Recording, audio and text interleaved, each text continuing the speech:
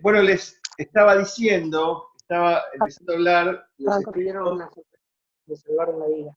Él vio las cosas que trajo mi abuela. estaba hablando, les decía, perdóneme, tuve que silenciar porque, por favor, trate de mantener el micrófono en silencio, todos, salvo que quieran hacer una pregunta en particular, porque si no se escucha todo el sonido de fondo.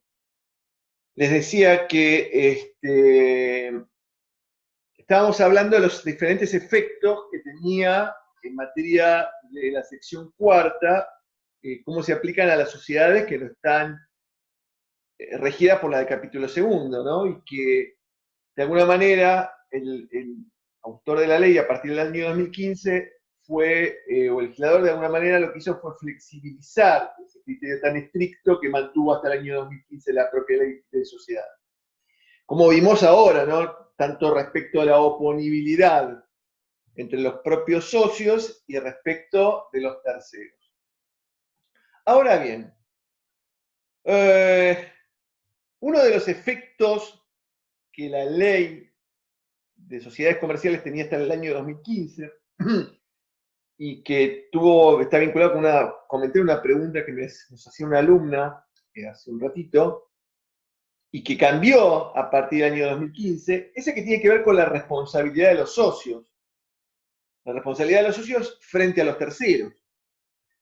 Hasta el 2015, por el efecto sancionatorio que yo les expliqué, el mentado efecto sancionatorio que daba la ley de sociedades, ese momento, la responsabilidad de los socios era bastante gravosa, ¿no? La ley de sociedades hasta el 2015, ley de sociedades comerciales, reconocía que los socios tenían, o mejor dicho, le otorgaba a los socios frente a las obligaciones sociales una responsabilidad solidaria, ilimitada y directa, ni siquiera subsidiaria. Está claro como pasaba con las sociedades colectivas.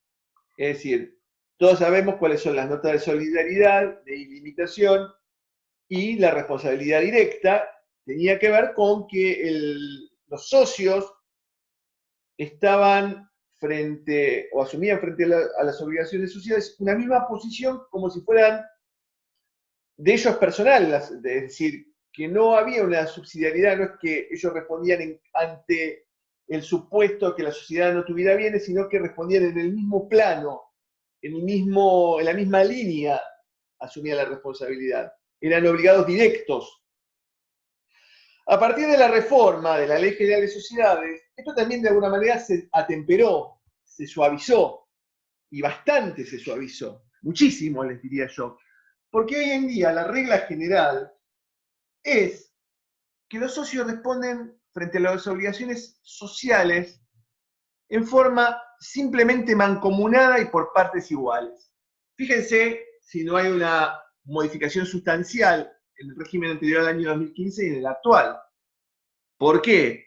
Porque frente a las obligaciones sociales, ahora la obligación se va a dividir entre cada uno de los socios y cada uno va a asumir una parte igual de la misma obligación, justamente por efecto de la mancomunación, y además, como dice la ley, por partes iguales. ¿Está?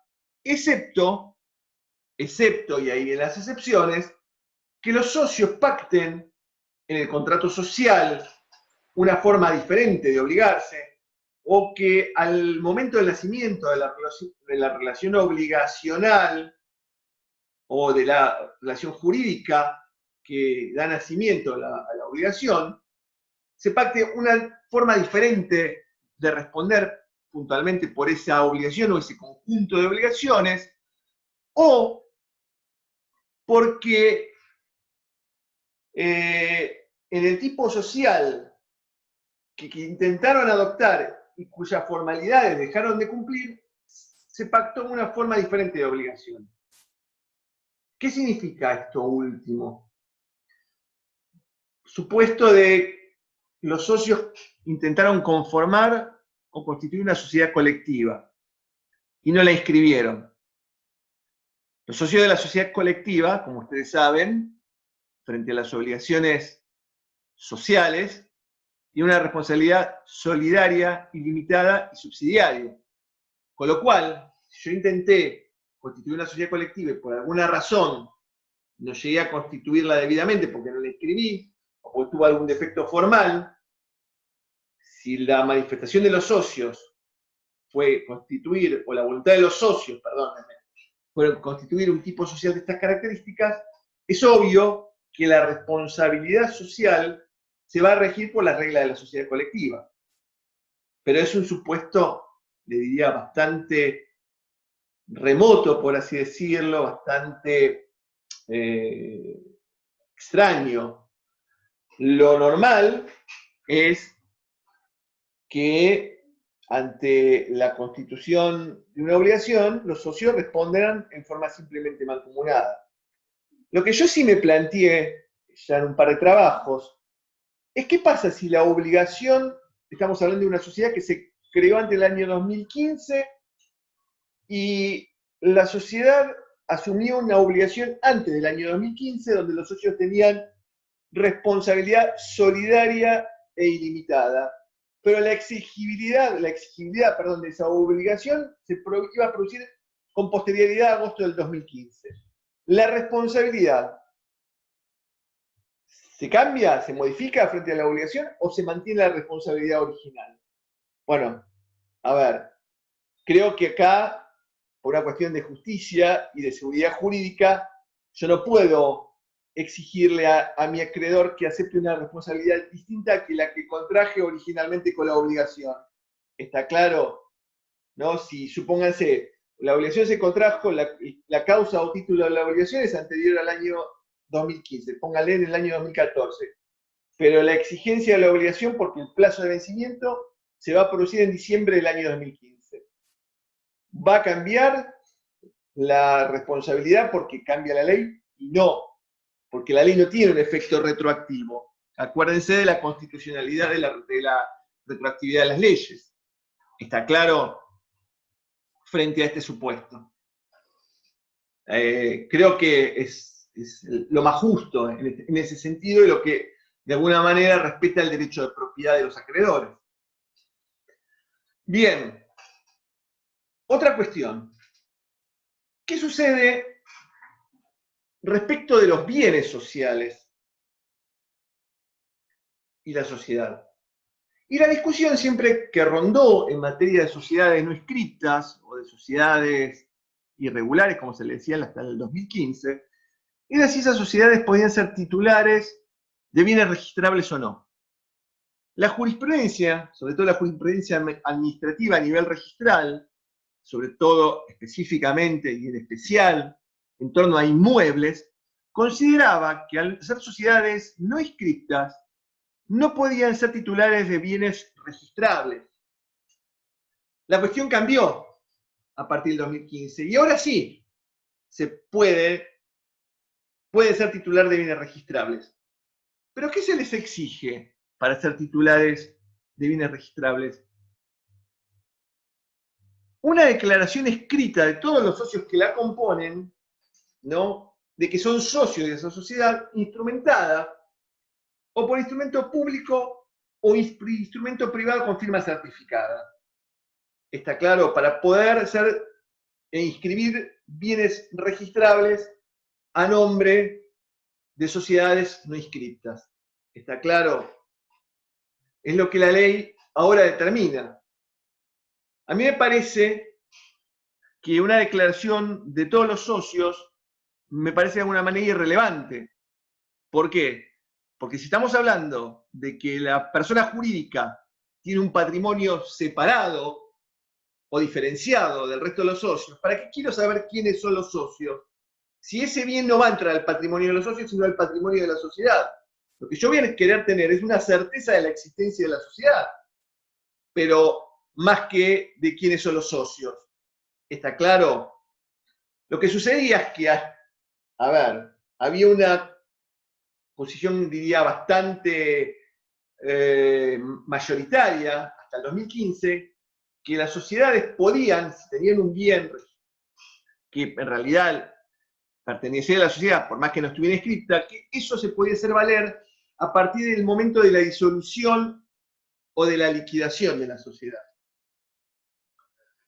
pero, y que las cláusulas que pudieran haberse pactado las podían hacer valer a partir de la disolución y liquidación. ¿Por qué? Porque la disolución de la sociedad, ya sea con el régimen anterior al año 2015 o con el actual, por más que una sociedad no esté instrumentada, siempre hay que inscribirla en el registro público. ¿Para qué? Para ser oponible a la causal de disolución y la posterior liquidación de la sociedad, porque están afectados derechos de terceros, claramente, como consecuencia de la liquidación social. Está claro, ¿no? Ustedes saben que la liquidación es el procedimiento por el cual se realiza el activo y se le cancela el pasivo y el remanente se distribuye en la forma pactada en el contrato social o en forma proporcional a las participaciones de cada socio. Con lo cual, bueno, lo que permite la ley ahora es que yo pueda poner o registrar a nombre de una sociedad no inscripta un bien registrable. Antes de ello, el registro de la propiedad automotor permitía hacerlo, pero no el registro de la propiedad inmueble. Hoy en día, para terminar con las diferencias de criterio entre cada registro respecto a la naturaleza del bien registrable, se unifica todo en este criterio, es decir, se requiere declaración unánime de todos los socios instrumentada en instrumento público o privado con firma certificada. ¿Para qué? Porque se considera que de esa manera se le da cierta certeza a la existencia de la sociedad o de quienes son el elenco del socio. Bien. En función de